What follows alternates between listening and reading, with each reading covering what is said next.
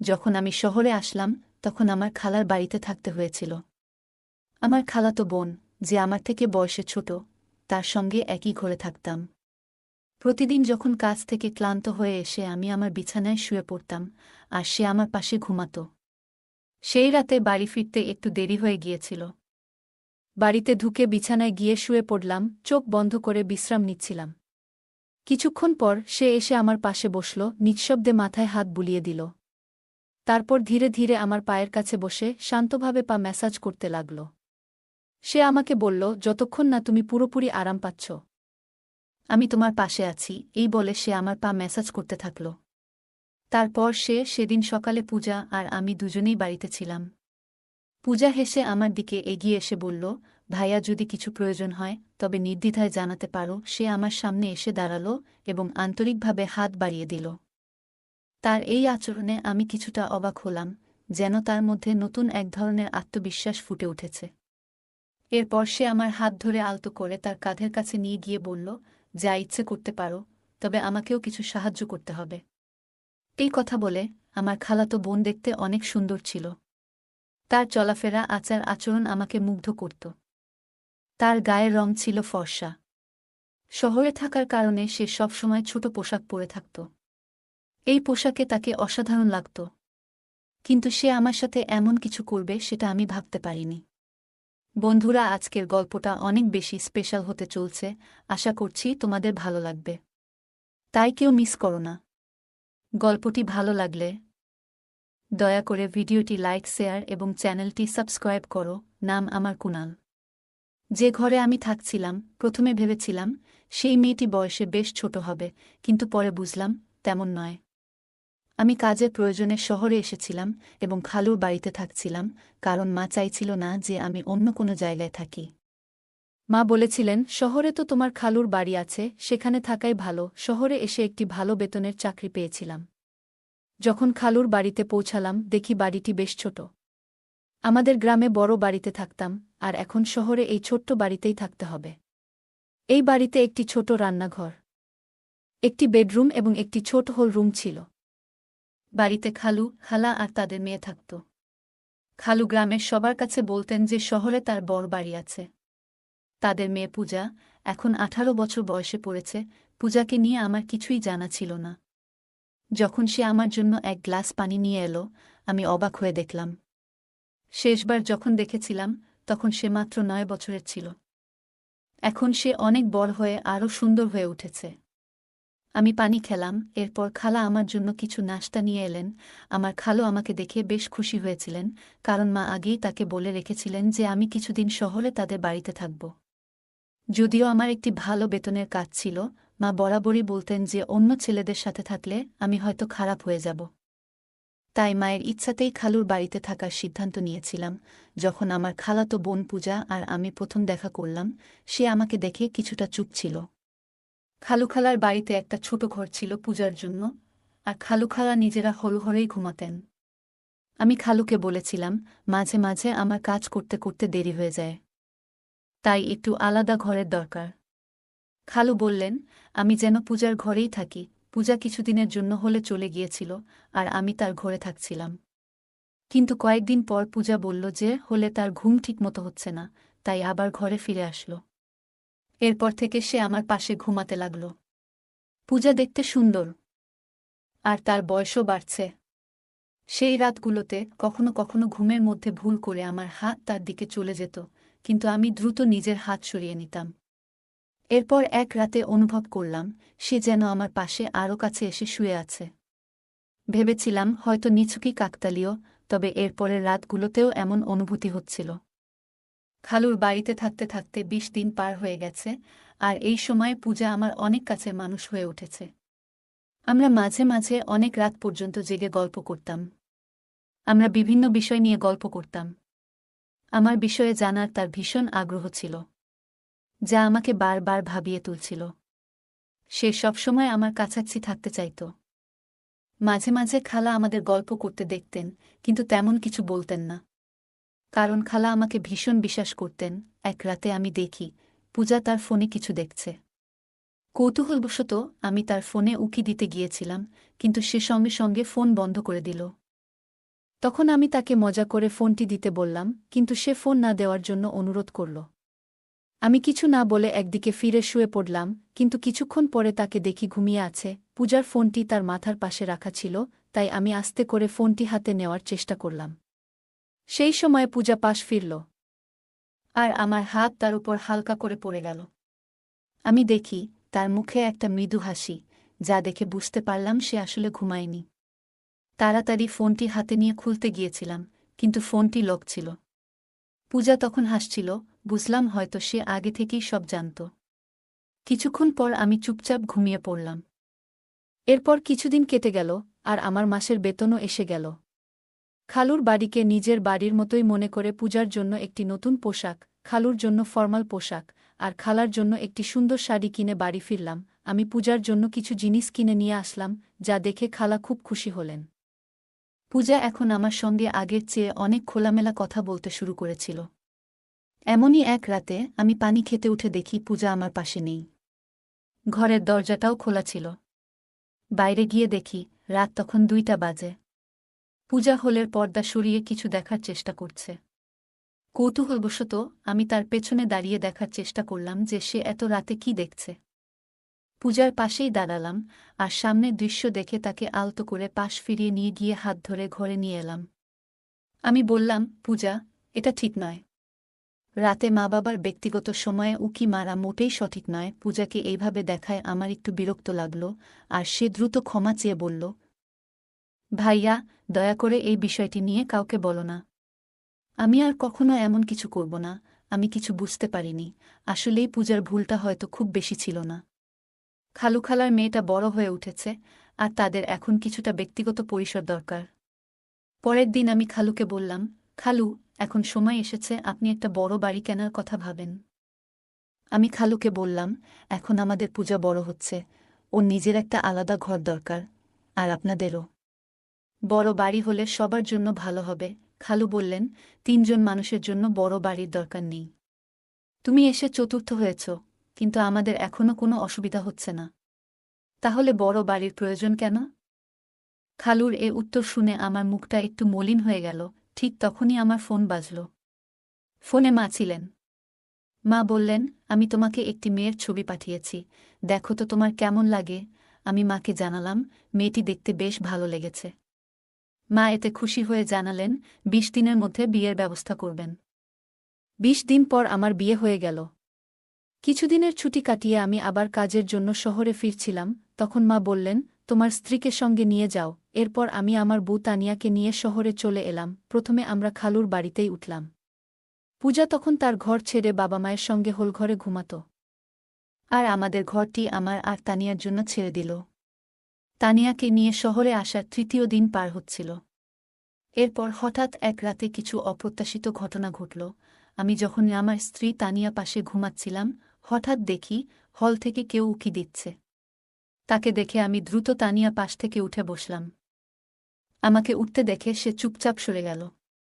তখন আমি ভাবতে লাগলাম, যদি তানিয়া এই শহরের পরিবেশে মানিয়ে নিতে পারে, তাহলে আগামী মাসেই আমরা আলাদা থাকার জন্য একটি ঘর খুঁজে নেব।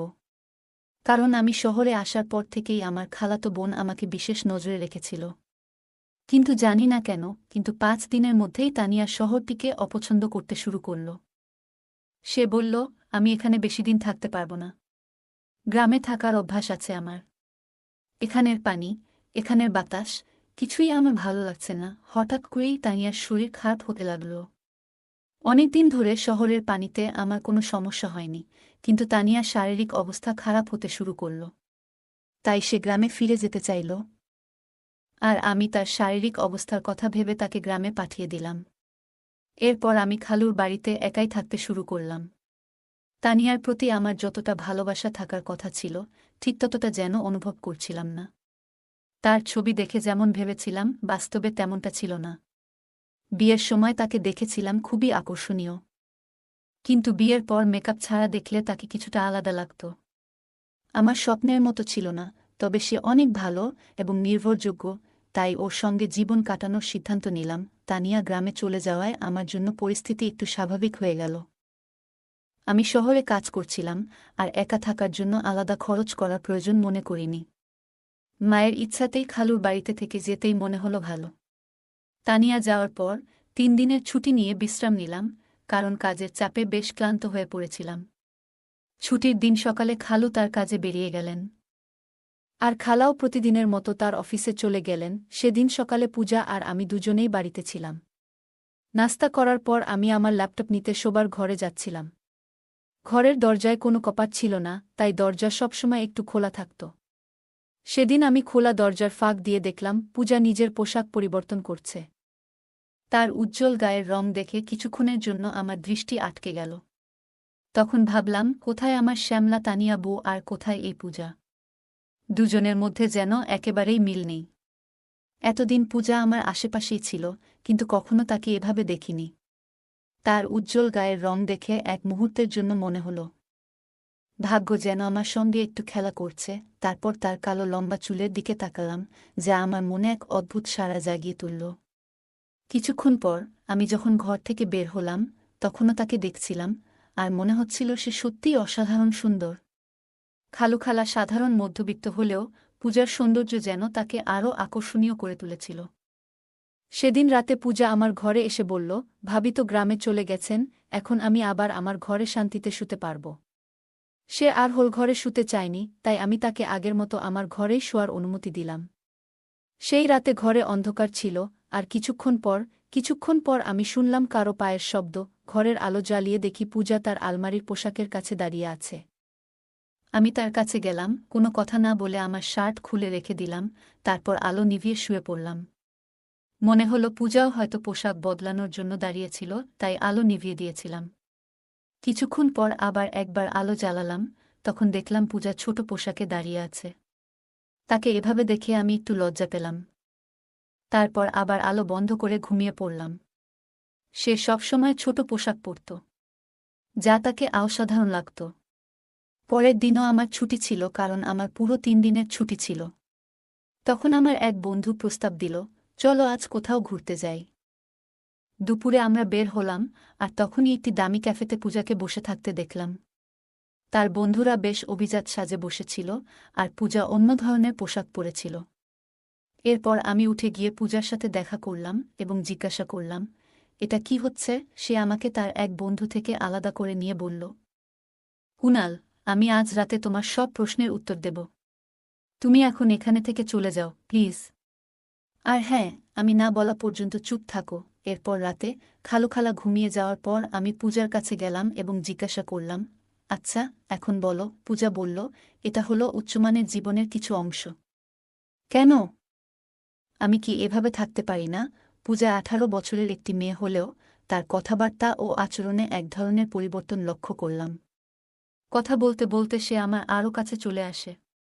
আমার বিয়ের পর থেকে আমি অনুভব করেছি যে এক নারীর সঙ্গ কতটা বিশেষ, আর পূজাকে কাছে পেয়ে আমি যেন একটু বিভ্রান্ত হয়ে পড়লাম। তবে নিজেকে সামলে নিয়ে আমি তাকে কিছুটা দূরে সরিয়ে দিলাম। সেদিন রাতে আমি তাকে দূরে রেখেই শুয়ে পড়লাম এবং সকালে উঠার আগেই ঘর থেকে বেরিয়ে গেলাম। আমি বসার ঘরে বসে সকালে নাস্তা করছিলাম, তখন দেখলাম পূজা একটু অস্বাভাবিকভাবে হাঁটছে। বুঝতে পারছিলাম না কেন সে এমনভাবে হাঁটছে। মনে হলো হয়তো তার পায়ে কিছু হয়েছে। যখন খালা পূজাকে এভাবে হাঁটতে দেখলেন, তিনি জিজ্ঞাসা করলেন, পূজা, তুমি এমনভাবে হাঁটছ কেন? পায়ে কিছু হয়েছে নাকি? পূজা সরাসরি আমার দিকে তাকিয়ে বলল, কুনালি ভালো জানে আমার পায়ের কি সমস্যা হয়েছে। তার এভাবে ইঙ্গিত করায় আমি কিছুটা বিব্রত বোধ করলাম, কারণ আমি নিজেই জানতাম না কেন সে আমাকে এভাবে বলল। এরপর আমি খালাকে বুঝিয়ে বললাম যে রাতে শুতে গিয়ে পূজার পা হয়তো বিছানার কোণে লেগে গিয়েছিল। পূজা সকাল থেকে আমাকে খুব অদ্ভুত দৃষ্টিতে দেখছিল। আমি ভাবলাম, খালা কাজের জন্য বেরোলেই তাকে জিজ্ঞাসা করব কেন সে এমন মিথ্যে বলেছিল। সে তখন বলল, আজ তো শুধু মায়ের সামনে এমন হাঁটছিলাম, কাল বাবার সামনেও একইভাবে হাঁটব। আমি আরও অনেক কিছু করতে পারি, যদি তুমি আমাকে আমার ইচ্ছামতো কিছু না দাও। আমি পূজাকে বললাম, যখন তোমার এমন কিছু প্রয়োজন নেই, তখন কিভাবে তোমায় আমি কিছু দিতে পারি? পূজা আমার দিকে এগিয়ে এসে হেসে বলল, যা প্রয়োজন তা চাইলেই নিতে পারো। সে আমার সামনে দাঁড়িয়ে হাত বাড়িয়ে দিল। তার আচরণে আমি একটু অবাক হলাম। এরপর সে আমার হাত ধরে আলতো করে তার কাঁধের কাছে নিয়ে গেল এবং বলল, তোমার যা ইচ্ছা করতে পারো, তবে আমাকে কিছু সাহায্য করতে হবে। হঠাৎ মনে পড়ল হয়তো গত রাতে পূজা আমার কাছ থেকে কিছু আর্থিক সাহায্য নিতে চেয়েছিল। কিন্তু আমি তখন কিছু বলিনি। এখন তার কথায় মনে হল সে আসলেই কিছু সহযোগিতা চাচ্ছে। আমি শান্তভাবে বললাম, এভাবে চাওয়াটা ঠিক নয়, কিন্তু সে আমার কথা শুনতে আগ্রহী নয় বলে মনে হল এবং পুনরায় আমার দিকে হাত বাড়াল। পূজা বলল, এখন আমাদের মাঝে আর কেউ নেই, তুমি যা চাও নিতে পারো। সে কথা বলছিল তখন হঠাৎ দরজায় খালা এসে হাজির। খালা বললেন, পূজা, এসব কি করছ? পূজা বলল, আমি কি কিছু ভুল করছি? আমি চাই ভালোভাবে বাঁচতে, তাই যা প্রয়োজন সেটাই করছি। আপনি কি আপনার ম্যানেজারের সাথে এমন কিছু করেন না এবং তাতে টাকা নেন না? আমি সবই দেখেছি। আমিও চাই এই বাড়িতে নিজের উপার্জনের পথ খুঁজে নিতে। তাই এতে ভুল কি? খালা পূজার কথায় চিৎকার করে বললেন, তুমি একদম বোকা। বড়দের সাথে কিভাবে কথা বলতে হয় সেটুকুও জানো না। খালা পূজার মুখ বন্ধ করার জন্য তার দিকে এগিয়ে আসছিলেন, তখন আমি তাকে থামালাম। আমি খালাকে জিজ্ঞাসা করলাম, পূজা যা বলছে সেটা কি সত্য? খালা মাথা নিচু করে চুপ থাকলেন। কিছু বলতে পারলেন না। তখন আমি বললাম, খালা, আপনি কি জানেন এসব দেখে পূজা কতটা প্রভাবিত হয়েছে? আমি এই বাড়িতে আসার পর একবার নয়, দুবার পূজাকে আমার পকেট থেকে টাকা নিতে দেখেছি। শুধু একবার নয়, একাধিকবার আমার টাকা হারিয়েছে। হয়তো আপনাদের আচরণের কারণেই সে এমন করছে। আমি সবসময় শান্ত থাকতাম। এই পরিবারের কোনো সদস্যের উপর কখনো সন্দেহ করিনি। তবে এখন মনে হচ্ছে পূজার এই সমস্যার স্থায়ী সমাধান করা জরুরি, কারণ তার অবস্থা দিন দিন খারাপের দিকে যাচ্ছে। পূজাকে টাকা নিতে দেখার পর থেকেই আমি তার দিকে নজর রাখছিলাম। সে এখন আমার সামনে আর টাকার জন্য চেষ্টা করতে পারছে না। তবে জানতাম না সে এমন কোনো পথ বেছে নেবে। এবার সত্যিটা বলুন, খালু যখন বাইরে থাকেন তখন আপনারা দুজন কি করেন? আমার প্রশ্নে খালা কেঁদে ফেললেন এবং বললেন, দয়া করে শান্ত থাকো, আর তোমার খালুকে এসব কিছু বলো না। আমি একবার কোম্পানির এক সহকর্মীকে কাজে সাহায্য করতে গিয়েছিলাম। তারপর থেকে তার নজর আমার দিকে পড়ে এবং আমাদের মধ্যে সম্পর্ক তৈরি হয়। এই সম্পর্ক শুধুই টাকার কারণে। তোমার খালুর কাছে টাকা থাকলেও তিনি আমাদের ঠিকমতো খুশি রাখতে পারেন না, এমনকি নিজের প্রয়োজনেরও খেয়াল রাখেন না। তাই কোম্পানির ম্যানেজার থেকে যে অর্থ পাই তা দিয়ে আমি আর পূজার প্রয়োজন মেটাই।